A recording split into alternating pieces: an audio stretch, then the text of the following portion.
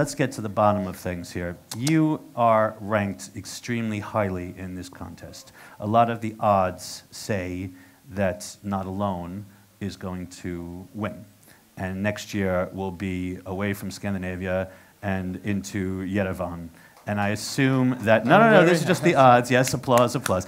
I'm sure, you know, I can't imagine the expectations that must rest on both of your shoulders. You wrote the music to Not Alone, and you've written the lyrics, Garek.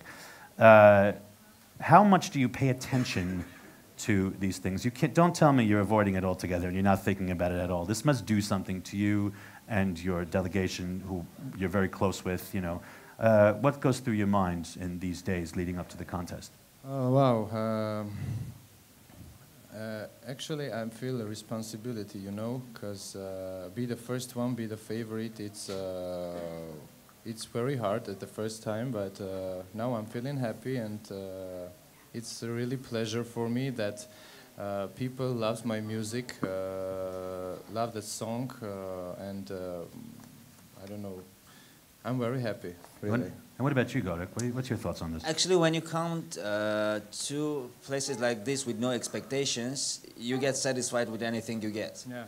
And when you have expectations, when it's not even only your expectations, but the people who is watching you, you really feel the pressure and the responsibility, I think.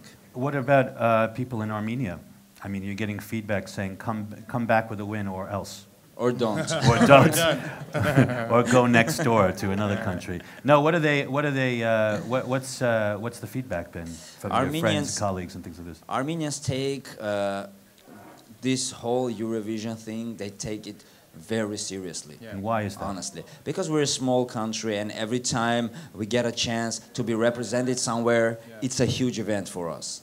That's why in Armenia, you have to be, it's not only Aram, my friend, and I'm saying this, even if he wasn't, I would say this. In Armenia, if you're not one of the toppest, you won't go to Eurovision. Okay. So do you know how Armenians look at Eurovision on TV?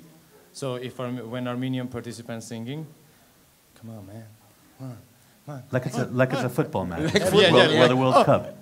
Oh no! Come on! It's like come on, higher, sing higher, man. Sing higher. Oh, it's okay. Oh, come on. I think there must be a documentary in this, just filming a few Armenian homes watching the voting for Eurovision. That will be really funny. But it's that's quite a state to be in. It must be a unique thing. I'm sure when Not Alone was announced as the song that you were going to perform this year, it's just the same as all the other songs. It's in a contest, and. But I wonder, you know, the contest has changed so much over the last years and has gone from, when you watch clips from the 60s and 70s, it's someone standing in front of a mic stand singing their heart out, bowing politely, and off they go. And let's introduce the next song. There's no time for introductions. There's no orchestra anymore. So what's left? What's left is a good performance, a song that catches people in 3 minutes, because everybody here, I guarantee you, heard your song, has talked about it, analyzed it, wondered about it. But I'd say 99.8% of people watching Eurovision, it will be the first time that they hear this, okay? So what else do you have? And if I look at your video that you've made for this song, I mean, it's an epic. It's like a film. You must have had a lot of creativity and a lot of discussions about what it is. I mean, tell me how you came up with this idea and this plan. Okay, so I will tell about music and Garek will tell about lyrics. Okay. I wrote this song about 6-7 months ago. I wrote this when music came. So I wrote this about in 10 minutes, and after that I said, wow, it's really nice music. So I didn't wrote this song for a Eurovision contest when Armenian television told me about Eurovision, so I thought that this music can be in Eurovision because it's very nice music. So after that, I asked Garek for lyrics, and he wrote lyrics and gave the wings for this song, really. We have symphonic orchestra, we mixed that with the dubstep elements, so it's like a new thing.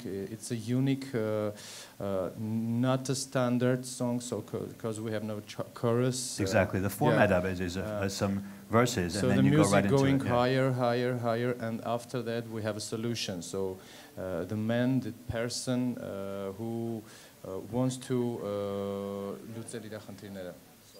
solve his problem. So after that he saw the light, something, or he thought that he had no way. So he has no way, but like a message, I said that use no way like way. So if you think that you have no way, or you are alone, not physically inside, so you must look around. Maybe your way, your door is into your back. So that's the main message. And the second one, then everyone in this world is not alone. So you must fight for your love, fight for your rights, and find yourself in this world. When I grew up, everyone I knew lived in a 10-block radius, so maybe 1 square kilometer. And when I went from school, I went home to my grandmother's until my mother picked me up, and on weekends they would watch me, and I knew my cousins lived down the street, all my friends. My community was very, very small. And these days, our community, you can easily connect any time of day to anyone around the planet, but I think people, I'm just talking about my own personal experience, people feel less and less attached to something solid, but more and more spread out.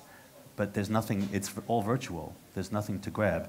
Did you think about this when are you talking very personally? You're not alone? Are you talking, when you sing this, are you talking to somebody? Is this your own personal philosophy? You've written the lyrics, Garek. I mean, is this your own personal philosophy?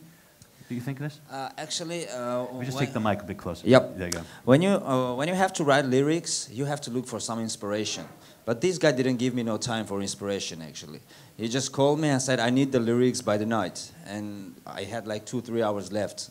And I'm like, are you serious? He's like, yeah, I'm dead serious, because I got this offer from the Armenian television, and that's it.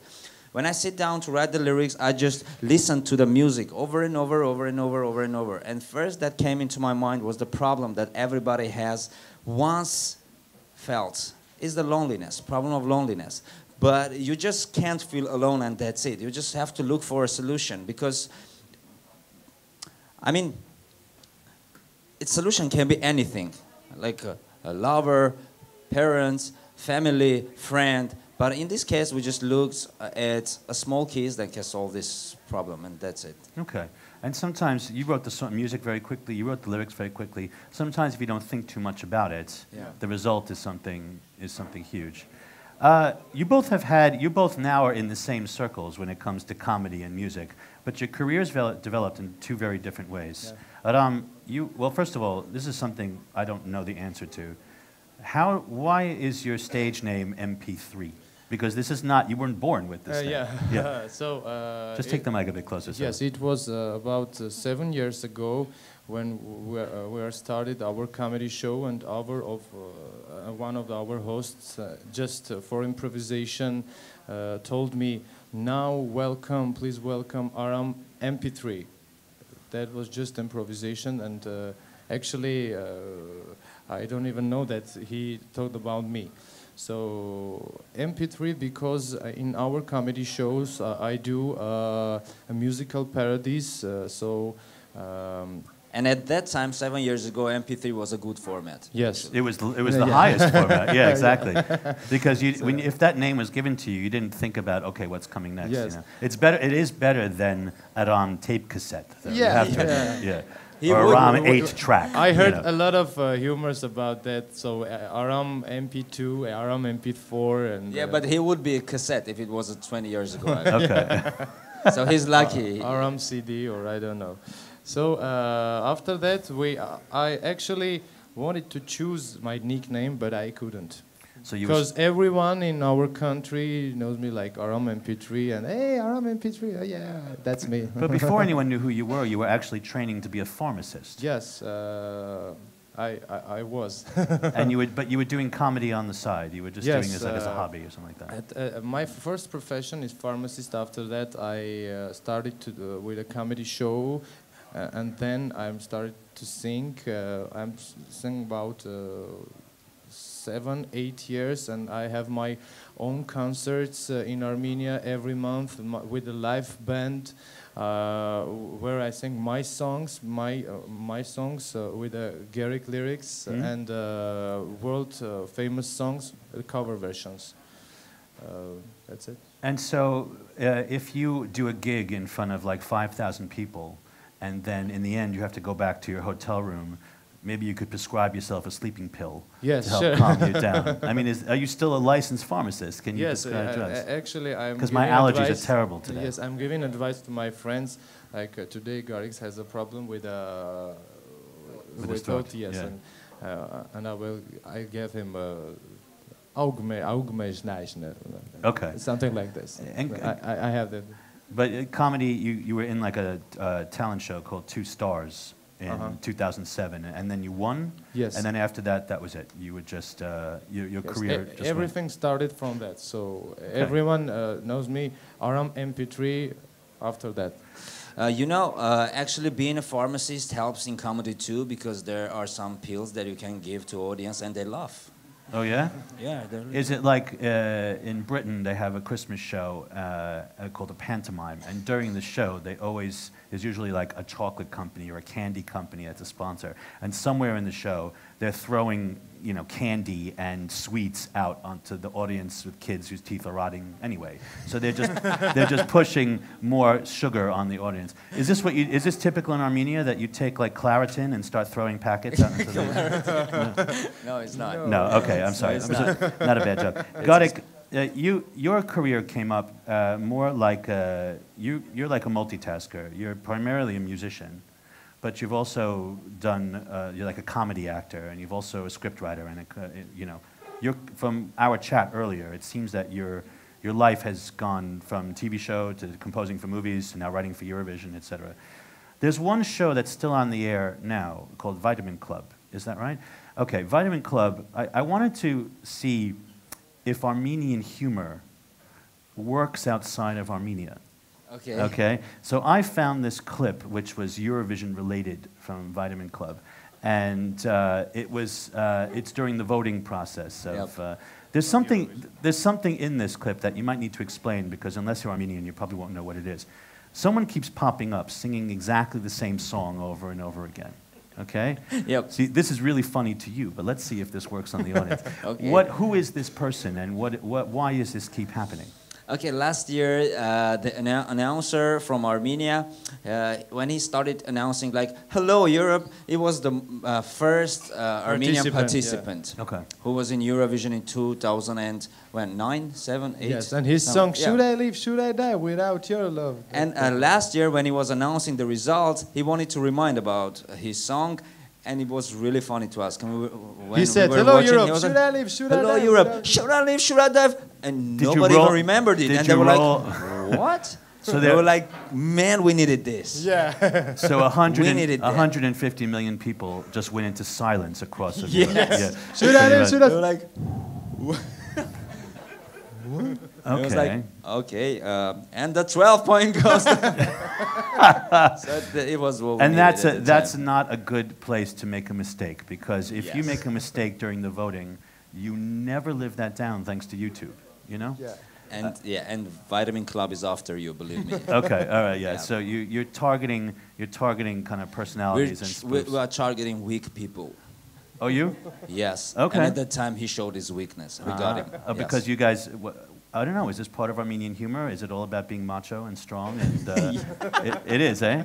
And butch, you know? Well, all right, well, let's see. Okay. Let's show this clip. I want to see if this works to an international audience. Please laugh. Hot Italy, this is a great, magnificent concert, and our 8 delicious points. Shurari, shurari, shurari, shurari, shurari, wait for you, I'm going to shoot you. Hello, Malmo, and Rigatnov. 8 hot points goes to Grecia. 10 points goes to Vrastan. 12 points goes to Ukraine. And 15 points goes to Հանրապետական կուսակցություն. This is something political. Go to Russia. Konaki Zavod go to France. Հայկական ջուր go to Italy. A lot of Armenians go to Glendale. Մարչիկար երկու շաբաթով ընտանիքով go to Ծաղկաձոր. Արա լավ է go to Shureni shurara without your love. Shureni shurara without your love. Shureni shurara without your love. Maybe anytime you. This is the other participant we had. Place you say anything indeed, anyhow, anyway. There you go. This is like set up as almost like a comedy club. It's completely. Is it, Yes. is it a live show when it's on the air? Yes. You don't, Yeah. It's not taped, so whatever. No, you, it is taped. It is taped. Okay. Yeah.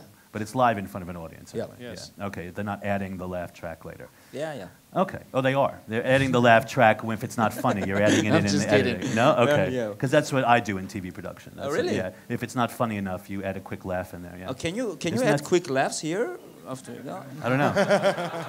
Did that work? That's more Not natural. this time. Oh, later when they don't laugh. That's that's more natural. Just copy it. But you are, I mean, I don't know if it's a shameful thing to do, but you're actually a judge on X Factor in Armenia.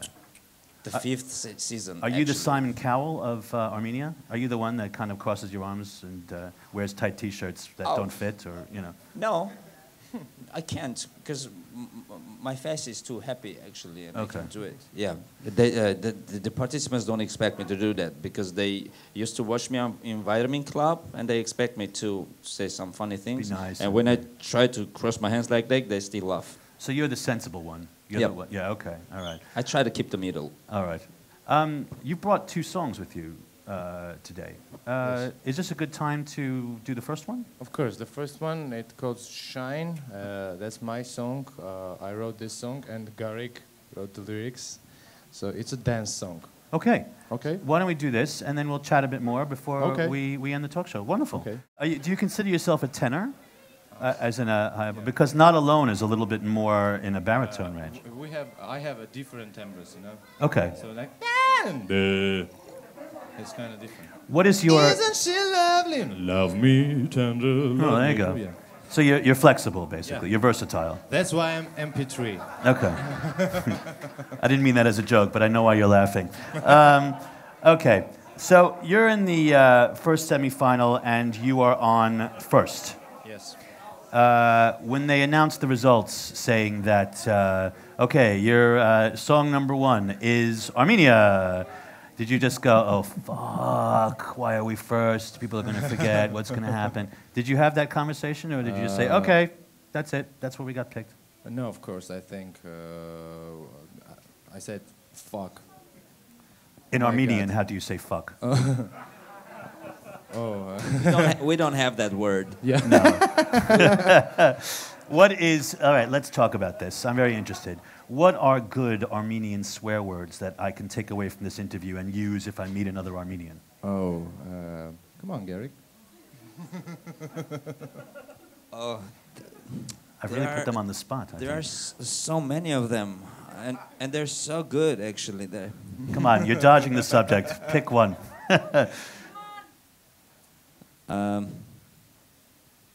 yes.